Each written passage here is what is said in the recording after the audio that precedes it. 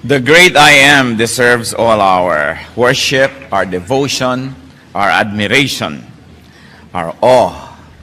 At because siya po ang the great winner. The Lord Jesus Christ is our champion, the victor, the victorious one. Everybody wants to be a winner. Pag siguro naman nagtanong tayo, sino ditong gustong talunan siya sa buhay? Walang magbo-volunteer at walang may gusto noon. And everybody can be a winner in their own right, in their own context.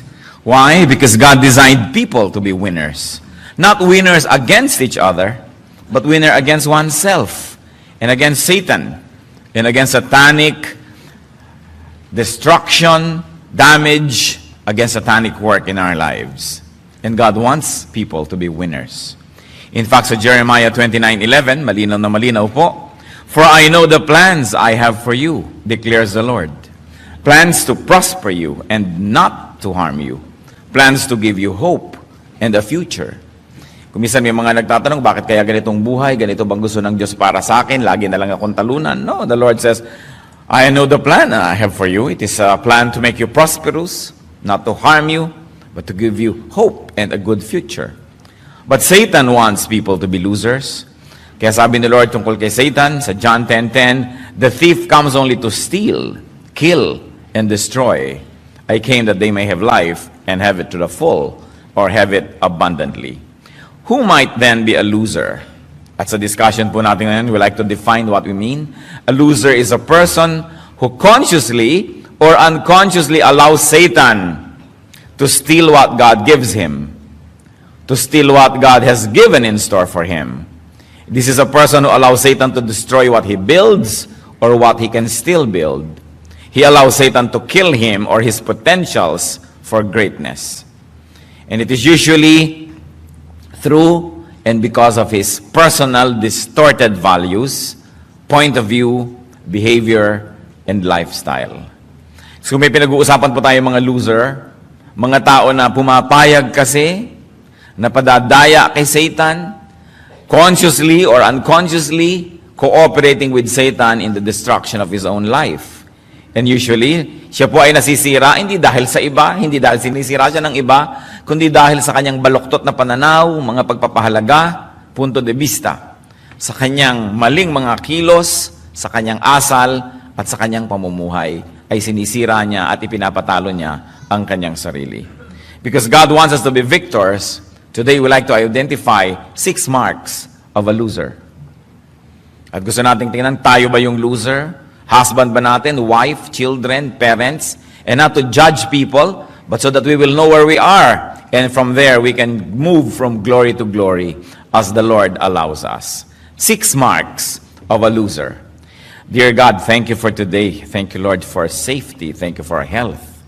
Thank you for enabling us to be here to worship you, to bring our offerings, to sing our praises, to dance before you, and to hear your word. Lord, sit on your throne of power and glory and preside over this activity, and may your will be done. Kung ano man po mga hangarin namin sa pagpunta dito, tagunin niyo po, Panginoon, aming mga katanungan, abutin niyo nawa ang aming mga pangangailangan, Panginoon, at higit sa lahat, do your will. We surrender our will to you now. You have given us free will, but we ask you, let your will be done. We surrender our will to you. Take over. Lead your people. Teach us. Touch us. Heal us, O God. Glorify only yourself and trample on the work of the evil one. Expose, destroy the work of evil in our lives. And we pray, Father, that you may protect us, our assembly right now, from any malicious work of evil men and evil spirits. We put our lives into your hands, O God. Be the shadow over us. Protect us, Lord. Lead us. Encourage us. Strengthen us. Show us our true state so we may be able to change by your help from glory to glory. Let your words be our food, our medicine, our strength. Lord, we ask you to speak to us, and we're confident that you hear as we ask in the name of Jesus, your Son, our Lord and Savior. 6 marks of a loser. Pag inobserbahan po natin yung mga tao na matatawag nating loser as a matter of trend sa buhay nila, we will find these 6 qualities among others. But today we're going to discuss 6. What is the first mark of a loser? Misfortune. a series of misfortunes, never-ending misfortunes. In fact, when they look back at life, it is more misfortune than fortune. That the life of a loser is a record and a life of miserable misfortune. Matthew 7:16, by their fruit you will recognize them. Well, the context of this verse really refers to righteousness. The universal value of the truth of this sentence can never be ignored. But that the fruit of a person will make us recognize the kind of tree that he is. That the things that happen in his life could only be fruits of what he does and what he is, or what probably he doesn't do. By their fruit you will recognize them. So misfortune is the fruit of the unfortunate. Alangan namang misfortune is the fruit of the fortunate. Losing is the fruit of the loser. Proverbs 13:21, misfortune pursues the sinner, but prosperity is the reward of the righteous. In other words, sinusundan ang katakot-takot ng mga problema, katakot-takot ng mga kasawian, yun daw sinner. And remember, the sinner may really be actually a religious person. Hindi ko mo religyoso, hindi ko mo nagsaserve sa church, hindi ko mo may ministry, righteous yung tao. So nagtataka yung iba, bakit po may ministry ako? Bakit kumakanta ako sa choir? Bakit tumutugtog ako? Bakit nagsaserve ako? Nagtatithe ako? Bakit ako nagkakaganito? Because they equate their religious activity with spirituality. Kumisan hindi yun magkamuka, madalas nga hindi. Sometimes religiosity becomes the cheap cover-up for lack of spirituality. Kumisan napakasigla at napakasidhi ng paglilingkod ng isang tao sa Diyos kasi pala'y may pinagtatakpang kasalanan. It is possible. So huwag natin sasabihin, bakit ito religyoso, bakit ito misyonero, bakit ito ganyan, nagkakanda dusa-dusa sa buhay. Wala po kumisang kinalaman yun. Prosperity daw is the reward of the righteous. And remember, the righteous person may not really be actually a religious person also. Let us not always equate spirituality with religiosity. Huwag tayo magpadaya sa nakikita ng mata, sa nasusukat ng mga bilang at numero. Now, Job's case was different. Job's case was a trial. So kung sasabihin nyo, bakit siya puro misfortune, hindi yun totoo, sapagkat napakahaba ng buhay ni Job na napakaginhawa niya, napakasaya ng buhay niya, at napakasagana ng kanyang buhay. Dinagukan lang siya ng kapalaran sapagkat pumayag ang Diyos na siya ay dumaan sa isang pagsubok. So may mga taong dumadaan sa pagsubok. But I always caution people, bago nyo sabihin kayo isang makabagong Job o Joba, dapat nating tingnan that Job was a righteous man. That from the very mouth of God, sabi niya, have you considered Job a very, very righteous person? So trials go to righteous persons, misfortune to the unrighteous. Yan ang dapat natin i-differentiate lagi. Another mark of a loser is a predominantly stormy past. Hindi naman kung nagkaroon tayo ng konting problema o a period of problems, sasabihin na natin, ay loser. But it is a life peppered with troubles and chaos. Isang buhay na tadtad, punong-puno, bat-bat ng mga gulo. Yan na isa ding palatandaan ng isang loser. Proverbs 1:16-18, pag i-describe po yung mga makasalanan, who of course are losers in heaven's eyes, for their feet rush into sin. They are swift to shed blood. How useless to spread a net in full view of all the birds. These men lie in wait for their own blood. They waylay only themselves. So yung lagi nang may binabalak na masama sa kapwa, lagi nang nang-iisa, nang lalamang, pero actually hindi nila alam, ang dami lalong nawawala sa kanila, lalong-lalo ang kapayapaan, ang katahimikan, ang pagiging makadiyos, ang kaluguran ng Diyos nawawala. Proverbs 4:16, another description of people who are losers because they're always trying to be evil. For they cannot sleep till they do evil. They are robbed of slumber till they make someone fall. Proverbs 11:17. A kind man benefits himself, but a cruel man brings trouble on himself. At ito po isa sa mga sinasabi ko na kung minsan sasabihin nyo, bakit siya kind? Puro trouble pa rin ang nangyayari. Ano naman ang malay natin kung yung kindness niya is actually cruelty in disguise? It is possible. Pwede kang bigay ng bigay sa tao dahil pinapadama mo lang pala, gusto mo lang magkautang na loob o kokontrolin mo lang pala siya. So hindi tayo dapat nagpapadaya sa nakikita lang agad. Ngayon, kung totoong kind, tapos may mga misfortune pa rin nangyayari, well, that might be a trial. Yun ang sinasabi natin. Pero kang reklamo ng reklamo sa Diyos, bakit naman po ako ay matulungin? Ay ganito ang nangyayari sa akin. Siya sa atin ang buhay, ang puso, talaga ba tayong matulungin? Nagbibigay ba tayo o nag-i-invest? We've got to check our hearts because God judges us through our intentions. By our intentions, we are measured. In Proverbs 12:21, no harm befalls the righteous, but the wicked have their fill of trouble. Once more, you ask, bakit po kami righteous, merong harm? Well, either hindi kayo righteous, kaya harm yan, o dahil righteous kayo totoo, hindi harm yan, blessing yan. It can only be a trial. It can really be a blessing. Just wait till the Lord shows you what it really is. So it is important to assess ourselves. In Proverbs 24:1-2, do not envy wicked men, do not desire their company, for their hearts plot violence, and their lips talk about making trouble. In other words, a predominantly stormy past can actually be a fruit of sin. And that sin can be personal, or it could be corporate, meaning, hindi ka actually yung nagko-commit ng sin, pero yung husband mo, yung wife mo, yung anak mo, yung mother mo, yung kapatid mo, kaibigan mong matalik, nagkakadamay-damay. Kaya nga sabi ng mga tao kay Lord, Lord, bubunutin na po ba namin yung mga damo? Huwag muna sapagkat batang-bata pa yung mga tunay na halaman, buhol-buhol ang ugat niyan sa ilalim ng lupa. Pag binunot mo yung damo, masasaktan din yung tamang halaman. Kaya antayin na muna nating tumibay yung tamang halaman bago bunutin ang damo at itapon ang damo sa apoy. So kung minsan, kahit ka mabuti, buhol-buhol ang ugat mo with the evil because you're too close with them, therefore you also suffer. That's why we have to be very, very careful about our human relations and interaction. Another mark of a loser is broken relationships. With family, with friends, with associates, with strangers. And what we're talking about here is a series, a trend of broken relationships. That it is a rule rather than the exception. Once in a while, we have broken relationships, even if we are godly. Kasi kahit naman po tayo mabuti, meron ding mga masasamang tao. Kuminsan, mabuti tayo ng konti, masama tayo ng konti. A combination of both. So, nagkakaroon tayo ng mga broken relationships. But losers look back at their life and they see nothing but broken relationships. Na kung siya ay isang social person, sociable person, halos lahat ng dati niyang kaibigan ay hindi na niya kaibigan ngayon. Na kung siya ay mapaglingkod sa Diyos, relihiyoso, halos lahat ng nakasama niya sa ministry, hindi na niya nakasundo at nakagalit. It is a series of broken relationships. Malachi 2:15, has not the Lord made them one? Referring to a couple. In flesh and spirit they are His. And why one? Because He was seeking godly offspring. So guard yourself in your spirit and do not break faith with the wife of your youth. So isang napakalaking paalala sa mga kalalakihan, do not break faith with the wife of your youth. In other words, the wife of your youth must be the wife of your old age. It must be the same person. Hindi pa iba-iba.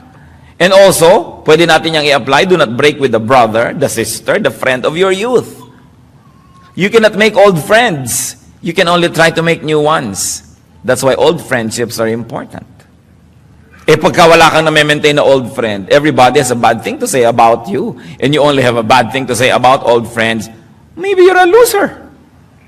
Because one of the greatest wealth of life is old friendships, strong relationships. Kung broken lahat yon, you're a loser. Psalm 38:11-12, my friends and companions avoid me because of my wounds. My neighbors stay away from me. Those who seek my life set their traps. Those who would harm me talk of my ruin. All day long, they plot deception.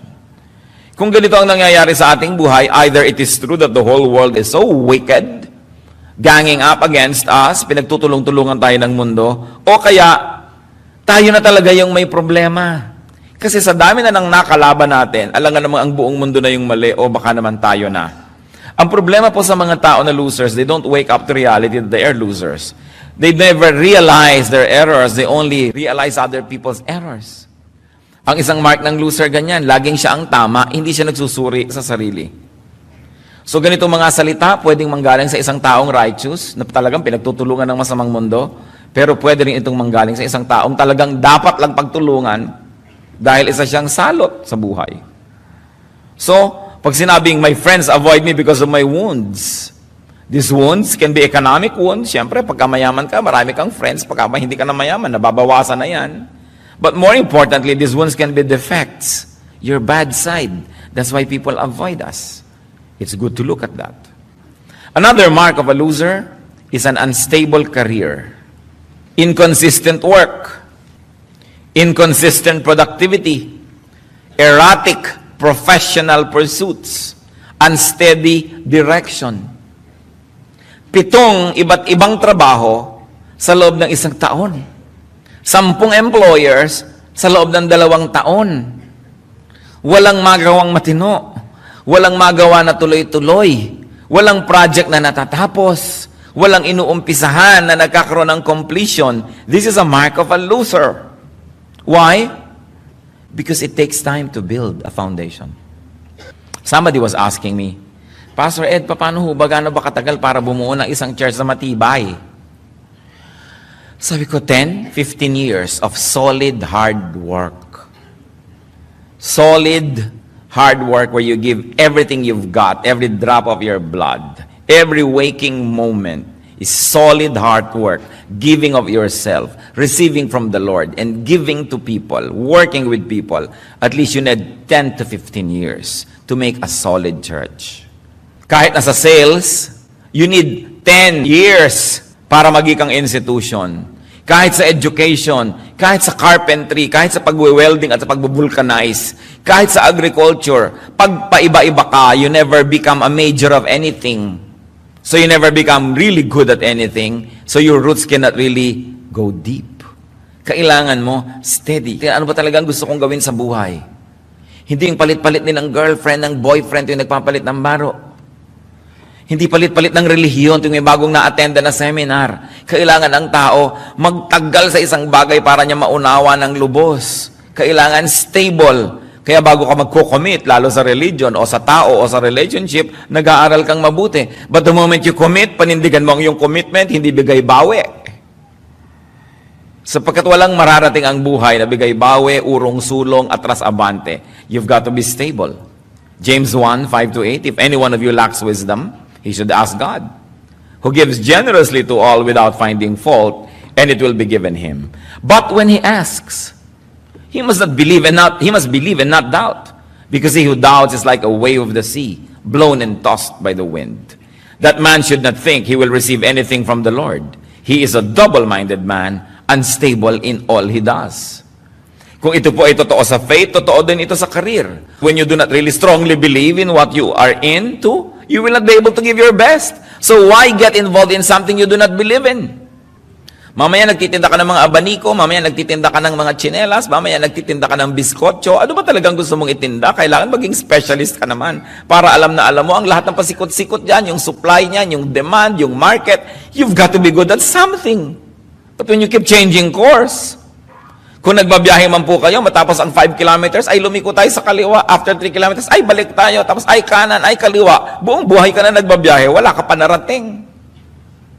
It is important to choose and then to pursue a certain direction. An unstable career is a mark of a loser. Another mark of a loser is vexing presence. They brighten up a room simply by living it. Ganyan yung mga losers. Pag present na sila, there is discomfort, there is disturbance, there's tension or confusion, there is agitation. These are the losers because people avoid them. May mga tao, pagkakausap mo, gusto mong takasan. Meron kayong gano'ng kilala? Ayaw na ayaw mo na matrap ka in the same elevator as this person. Lalo na pag nakasabay mo siya sa isang biyahe, nakatabi mo sa bus. Ayaw na ayaw mo siyang makakasama sa mesa pag may wedding reception. No? O makakatabi mo sa mga lamay dahil naguguluhan ka. May mga tao na pagkakasama mo sila, parang pasan mo ang daigdig. Wala na silang ginawa kundi ipasa sa iyo ang mga problema nila, dumaing ng dumaing, magreklamo ng magreklamo, mamintas ng mamintas, makahanap ng mga ikalulungkot sa buhay. You don't want these people around. These people are losers. On the other hand, there are people you desire to be around. And you melt in their presence to absorb their breath. Dahil their breath is a breath of life. Nakakaganang kausap, nakaka-entertain, nakaka-amuse, nakakapagpasaya, nakakapagpatalino, nakakapagpalakas ng loob. But losers always want to burden people with their presence. Pag inimbita mo sila sa iyong party, magsisisi ka. Pag pinayagan mo silang makapasok sa iyong club, sa iyong exclusive organization, talagang hinagpis ang aabutin mo. So dapat naman iniisip natin, ako ba yung loser? What kind of emotion, what kind of reaction do I inspire in people? Na pag dumarating ba ako, gustong-gusto nila o naiinis sila? There are people who know everything, and one of the people that you can never really stand are people who know everything. They always have the last say on everything. Ang kanilang favorite na punctuation mark is the period. When they say something, period. It's final. And you don't want them around. Kaya kung masyado kayong marunong, kailangan kumisa nagmamaang-maangan din kayo para matuwa naman yung mga tao na mas marunong sila ng konti kaysa sa inyo. Kasi one of the most terrible persons to be around is the person who knows everything.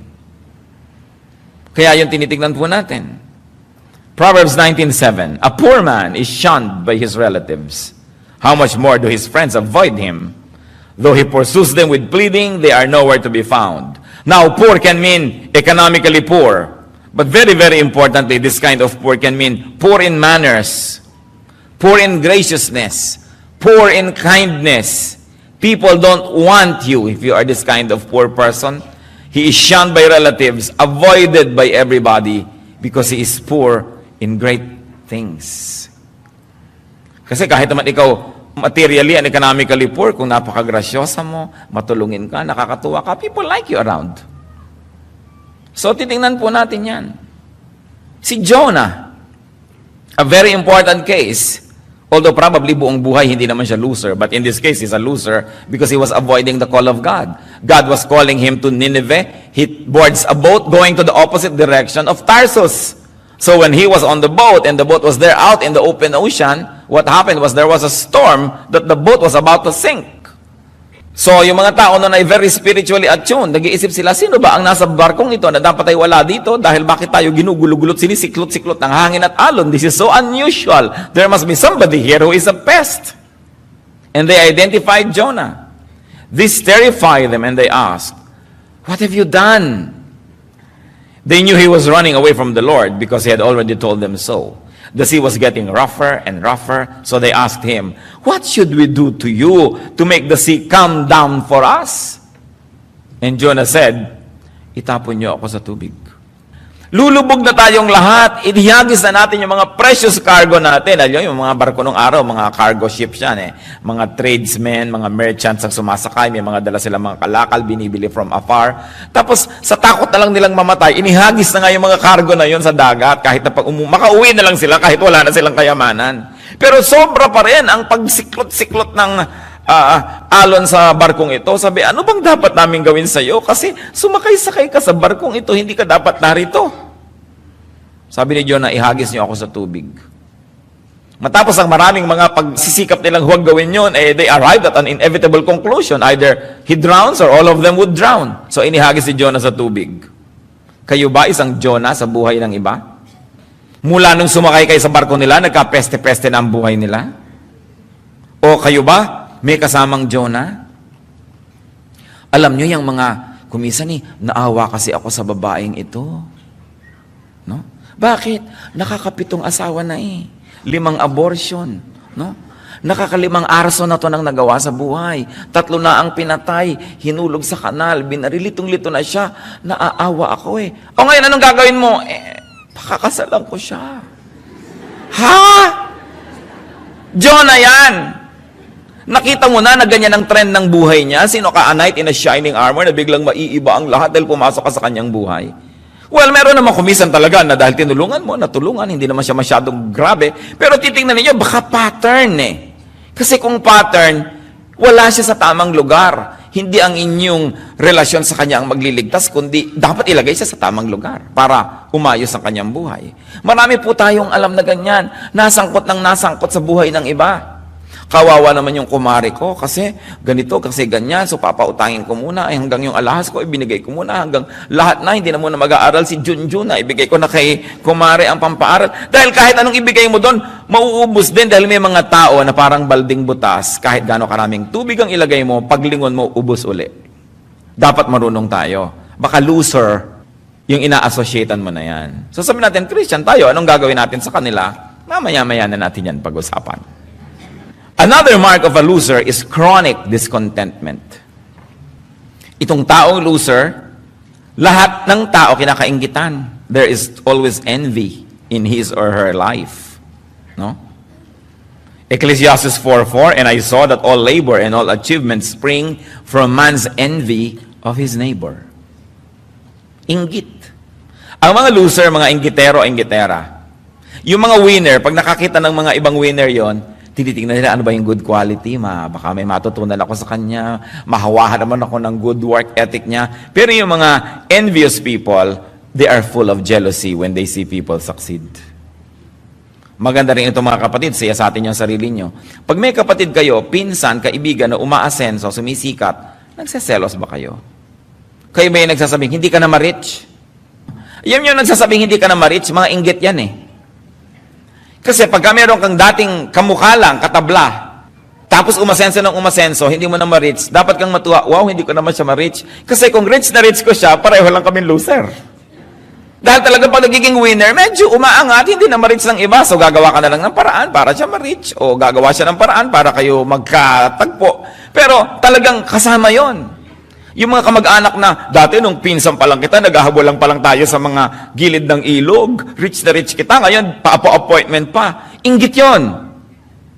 Kasi kung natutuwa ang pinsan mo, wow, asenso na talaga itong pinsan ko. Kailangan pa natin ng appointment. Siguro talagang busy. Siguro maraming negosyo, maraming ginagawa. Pero yung mga nagre-reklamong di ka na ma-rich, I'm telling you, inggit yun. Jealous yun. So, ganoon ang sinasabi natin sa sarili natin. Teka, nagiging inggitero ba ako? You know, alam nyo ba na ang mga pagiging mainggitin hindi lang pwedeng mangyari sa mahihirap o sa mga small time, kahit sa hari. King Saul became jealous and envious of David. General niya si David, pinapapunta niya sa madigmaan. Pag umuwi sila, ang mga tao naman kasi kakanta, wow, Saul killed his thousands and David killed his tens of thousands. Nag-umpisang magselo si Saul. Pero general naman yun pag may napapatay yun for his glory kasi siya yung king. Pero sabi sa 1 Samuel 18:8-9, Saul was very angry. This refrain galled him. They have credited David with tens of thousands, he thought, but me with only thousands. What more can he get but the kingdom? And from that time on, Saul kept a jealous eye on David. And the moment Saul became jealous, all his decisions were wrong. Sapagkat ang taong naiinggit, ang taong naninibugho, walang katinoan, mali-mali ang pinaggagawa niya sa buhay. Puro destructive ang kanyang ginagawa. At ang lumalabas lang sa kanyang bibig, criticisms. Nothing but criticisms. So when there's envy, there's jealousy, there's criticism, you know that you're dealing with a loser. Because a winner rejoices when another person accomplishes something great. Losers criticize achievers. Madaling malaman. Now, let's talk about 7 to-dos with a loser. Ano bang pwedeng gawin sa mga loser? Number 1, if it's you. No? Pagka ikaw yung loser, pag ako yung loser, itong dapat natin gawin. Find the spiritual cause of the problem. Find the root cause. Why? Because everything is spiritual. Ang lahat ng bagay ay spiritual. Ang nakikita natin sa physical world is only a manifestation of the true spiritual reality which is unseen. Halimbawa, nakakita kayo ng ngiti sa aking labi, yun ay manifestation lang ng isang spiritual state of my mind or my heart which now finds expression in the physical world through a smile. Pag napangiwi naman ako at nakasimangot, the muscular arrangement of my face is nothing but an expression of the spirituality inside my heart which says I'm angry. So yung totoo spiritual realities finds expression in the physical world. The physical world is only a dim and a cheap reflection of that deep truth which is unseen. Kaya dapat find the spiritual cause if you're a loser. May dahilan yun. Hindi pwedeng aksidente yun. Walang aksidente sa creation. It's always cause and effect. A fruit will always have a tree. An effect will always have a cause. 1 Corinthians 2:13-14. This is what we speak, not in words taught us by human wisdom, but in words taught by the Spirit, expressing spiritual truths in spiritual words. The man without the Spirit does not accept the things that come from the Spirit of God. They are foolishness to him, and he cannot understand them because they are spiritually discerned. So spiritual reality is spiritually discerned. And what is spiritually real becomes real in the physical world. So a physical, actual loser is actually a spiritual loser. Kaya ang dapat hanapin natin yung spirituality. That's why the Lord says, you must be born again. Why? Because of sin, everybody has become a spiritual loser. And you cannot go on existing, being a spiritual loser, and expect to be a physical winner. You've got to change spiritually first, so that you will also change physically and materially. That's why the Lord said, you must be born again. You cannot just go on with this life. You're already a loser. You've got to be born again, so you have a new lease on life, a new page, blank one, so that you can write good things there. Punong-puno na ng dumi yung dati. That's why the Lord said, you must be born again. You know, this born again business has so many shades of meaning. So you find the spiritual cause. Why am I a loser? Because masama ako mag-isip, dahil malisyoso ako, dahil inggitero ako, dahil ganito, dahil ganyan, nagiging loser tuloy ako. Change. Uproot the spiritual cause of the problem. Ephesians 6:12, for our struggle is not against flesh and blood, but against the rulers, against the authorities, against the powers of this dark world, and against the spiritual forces of evil in heavenly realms. Ang tunay daw nating pakikibaka ay hindi laban sa kapwa-tao, hindi laban sa mga lakas na physical, pero laban yan sa mga espiritu at mga lakas na spiritual. Doon ang tunay na gyera.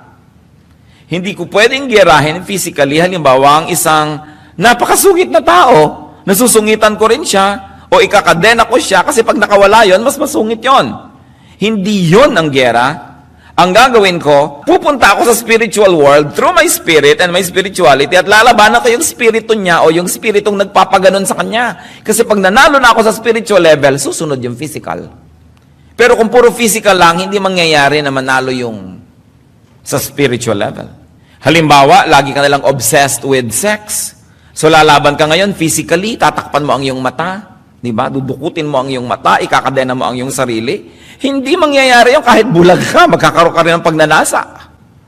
Kaya ang kailangan, umakyat ka sa spiritual world, bunutin mo yung mga spiritual problems, which is really sinfulness, a sinful nature, and a sinful tendency, which can only be cured by the blood of the Lord, by the forgiveness that we get through the cross of Christ, and through the grace of God, and by understanding God's word, and living by its principles, until we become a spiritual, we develop spiritual habits that will now change our actual lifestyles. Battle is not against flesh and blood. Kahit kung minsan yung asawa mo, kapatid mo, nanay mo, biyenan mo, talagang gusto mo na talagang physically labanan, kahit malabanan mo yan physically, kahit yan nakakulong, hindi pa rin magbabago yung iniisip niya. Kailangan spirito ang magbago. Kaya kung minsan yung maraming ginagamit sa psychiatry, puro gamot, no? Uppers, downers, chemical. When a person is so wild, they only change the chemical composition of the blood by introducing medicine that will give him downer para siya kumalma. O sobra naman siyang depressed, upper naman para siya sumaya.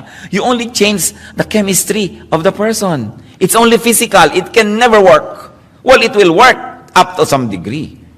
Pero maliban na lang yung tao, bigyan mo ng spiritual feeding. Magkaroon siya ng spiritual renewal and strength. Pabalik-balik lang yung problema na yon. Palit ka lang ng palit ng chemistry because it's only physical.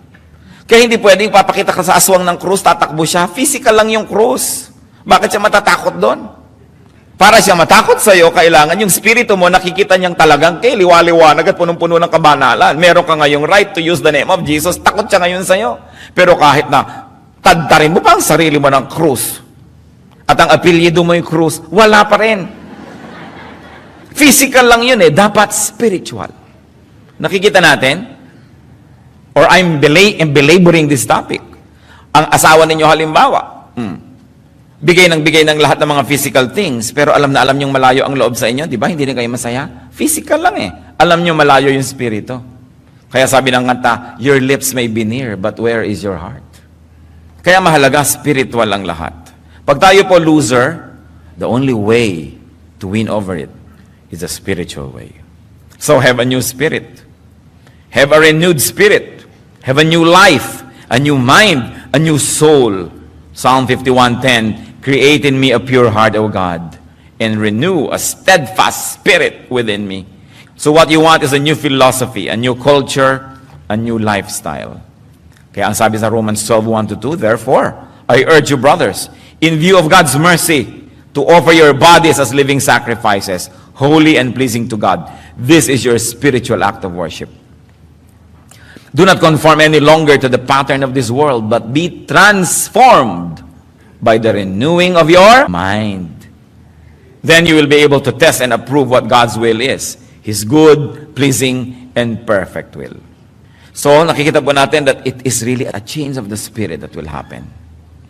What else do we do if we think we are losers?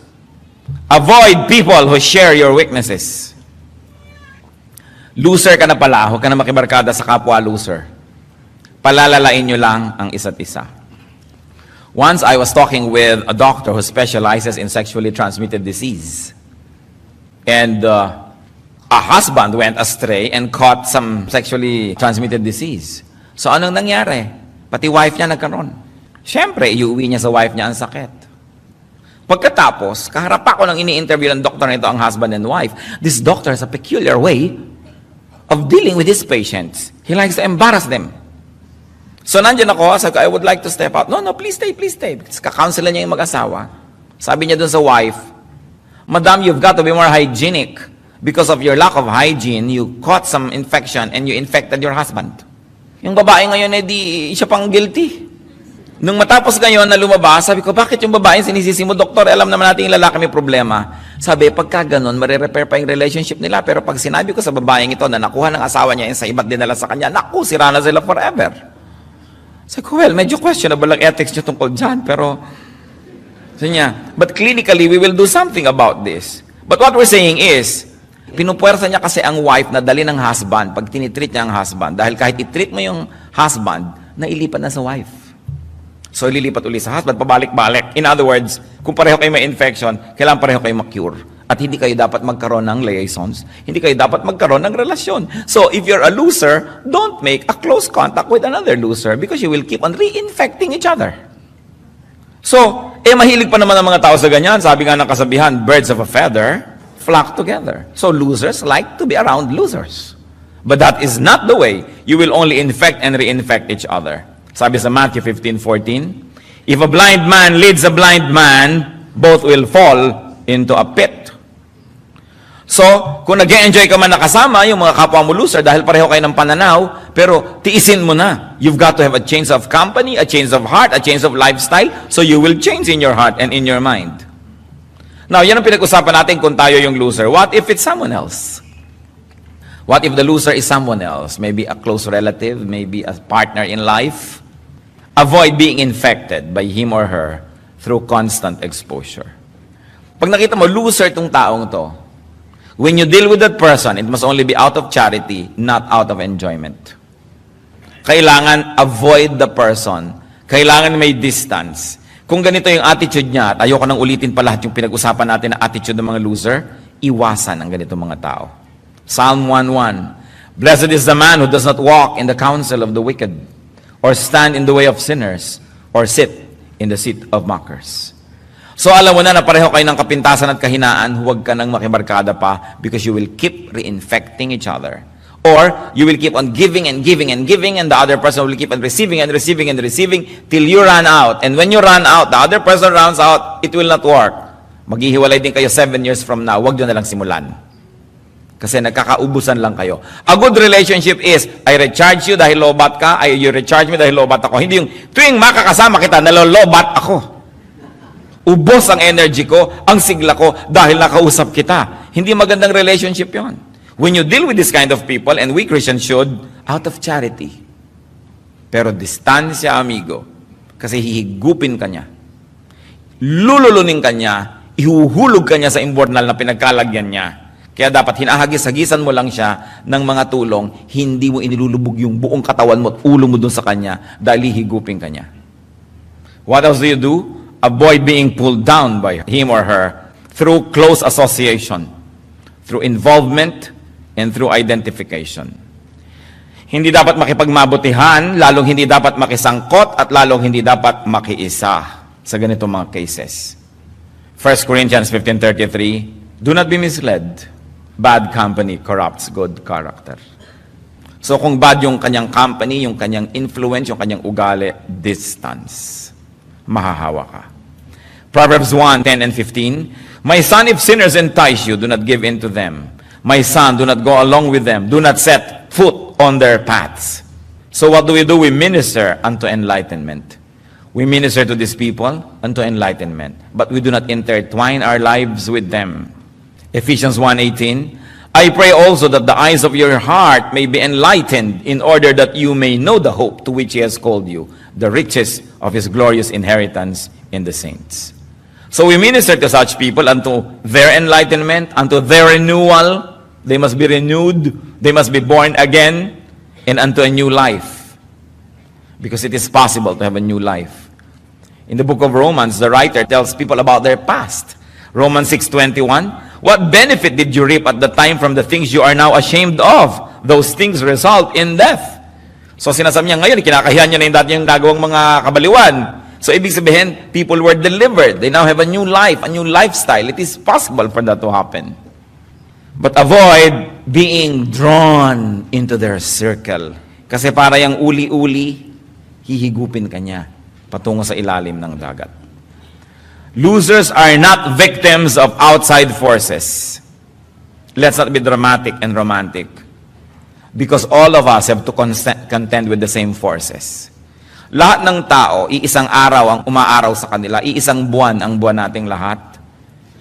Iisang planeta ang kinakalagyan natin. We all have to contend with the same things. Iba-iba lang ng timing, iba-iba lang ng shape, iba-iba lang ng intensity, but we all have to contend with such things. Losers are not victims of outside forces. Losers are products of their own attitudes. They are products of their own disposition. So losers are to be helped, but remember, church, from a distance. Ang Diyos nga, Psalm 138 verse 6, though the Lord is on high, He looks upon the lowly, but the proud He knows from afar. So may distance din ang Diyos. Proud ka, I will know you only from afar. I will not get near to you. Kaya nga di ba tayo, pagka hindi godly, lumalayo ang blessing ng Diyos? Siya nga lumalayo eh.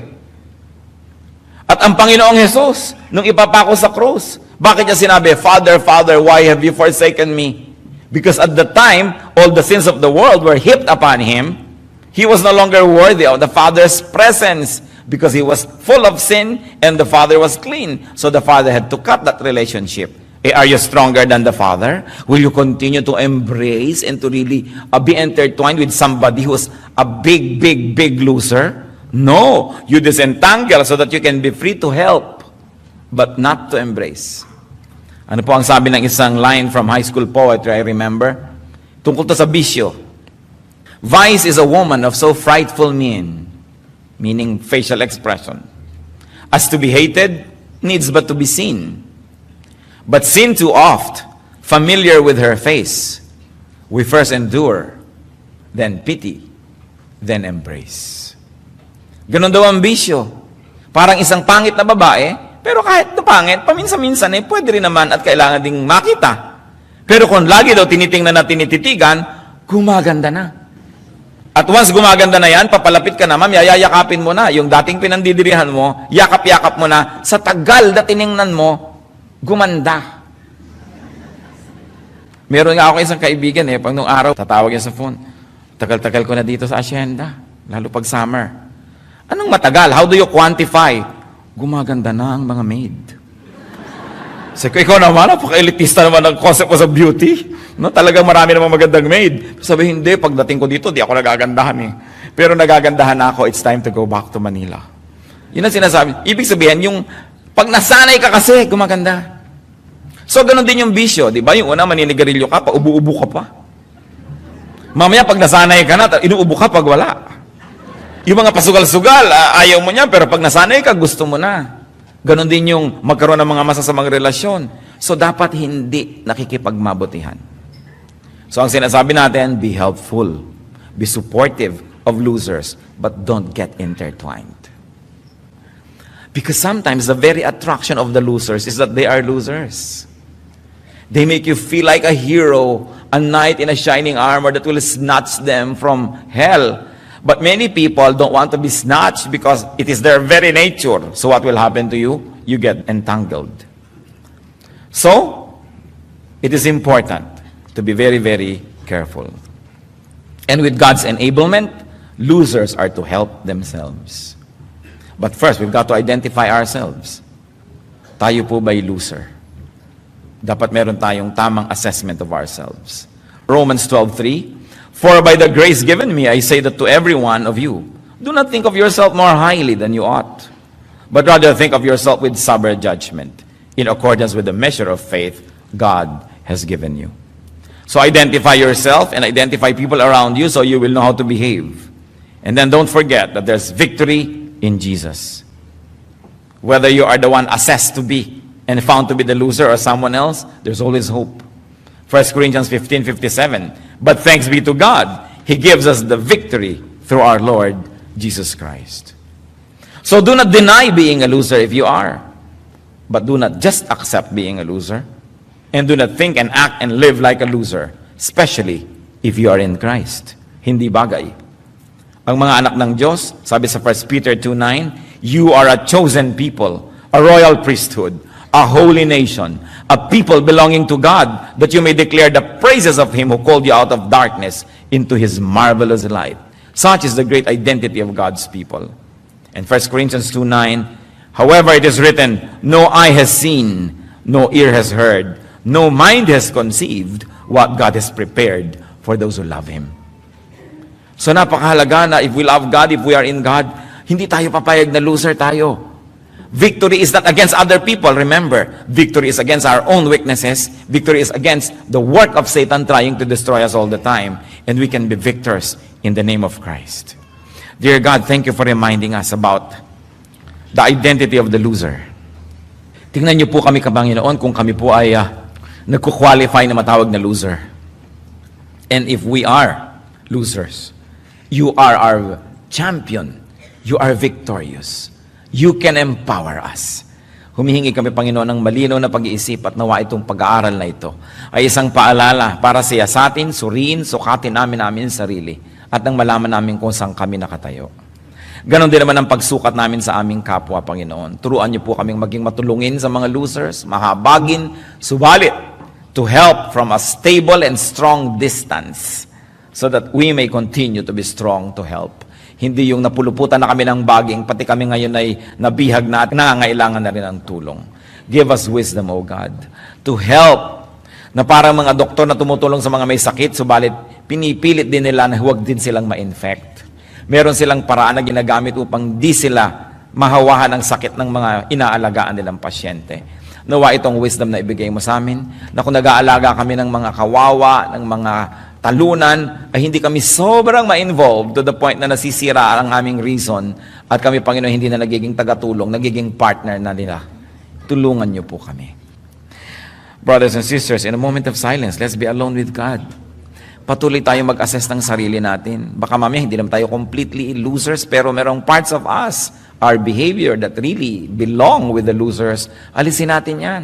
Tanggalin natin, isawaksin natin, at ang Panginoon narito para bigyan tayo ng kapangyarihan. Huwag kayong maging loser. At kung sa tingin nyo, madami na kayo naging losses, don't give up. Because the Lord is our hope. Just continue to change in our hearts, in our minds, in the way we think, that we may be transformed spiritually. Then all our physical lives and material lives will also turn around. At kung tayo naman strong and spiritual and we are winners, be more compassionate, be kinder. Tingnan natin kung paano pa tayo makakatulong sa iba. Be alone with the Lord and let the Spirit tell us exactly who and what we are, and let's seek the healing power, the empowerment of the Lord.